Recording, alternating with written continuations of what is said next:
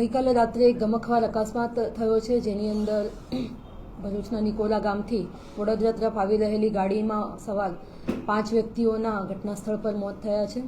જેની વિગત એવી છે કે પ્રજ્ઞેશ પટેલ અને એમના ફેમિલી અને એમના નાના ભાઈ અને એમની વાઈફ અને એમના એક પુત્ર અને એક પુત્રી સાથે નિકોલા ગામ એમના ગયેલા હતા અને એક ડૉક્ટર ફેમિલી જે એમના ફેમિલી ફ્રેન્ડ્સ છે એમની સાથે 2 ગાડીઓમાં વડોદરા તરફ આવતા હતા. એ દરમિયાન તરસાલી અને જાંબુઆ ચોકડીની વચ્ચે આ ગમખ્વાર અકસ્માત થયેલો છે, જેમાં કોઈપણ જાતના સિગ્નલ વગર અને લાઇટ વગર એક ટ્રેલર ઊભું રાખેલું હતું હાઈવેની સાઈડમાં.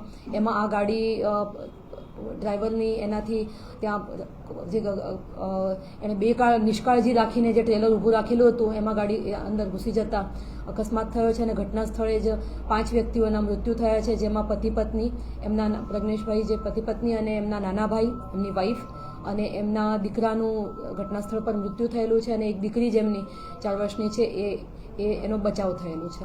પોલીસ તાત્કાલિક ત્યાં પહોંચી ગઈ હતી અને ફાયરની ટીમ પણ ત્યાં પહોંચી ગઈ હતી. બાળકીને એને ટ્રીટમેન્ટ માટે લઈ જવામાં આવી હતી અને પોલીસ દ્વારા 304 એનો ગુનો દાખલ કરીને આગળની કાર્યવાહી કરવામાં આવી રહી છે. અત્યારે હાલમાં તપાસ ચાલી રહી છે. ટ્રેલર ચાલક ત્યાં હતા નહીં અને ગાડી ઊભી હતી અને હવે ટ્રેલર ચાલકની આગળની તપાસ પોલીસ કરી રહી છે.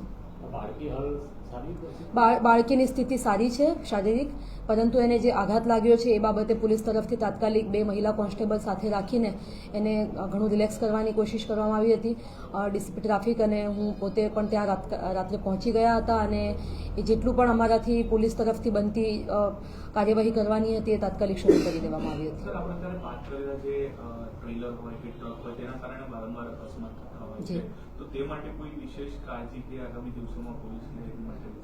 જરૂરથી લેવામાં આવશે. આ રીતના જે હાઈવે ઉપર ટ્રક વગેરે ઊભા રહેતા હશે એના માટે અમે સ્પેશિયલ ડ્રાઈવનું આયોજન કરીશું, અવેરનેસ કરીશું અને સાથે સાથે આ પ્રકારે જે નેગ્લિજન્ટલી બિહેવ કરે છે એના ઉપર MV એક્ટની જે અને IPCની જે કલમ લાગતી હશે એ પ્રમાણે કાર્યવાહી તો કરીશું જ કાયદેસરની, પણ સાથે સાથે અવેરનેસની પણ ખૂબ જરૂરિયાત છે.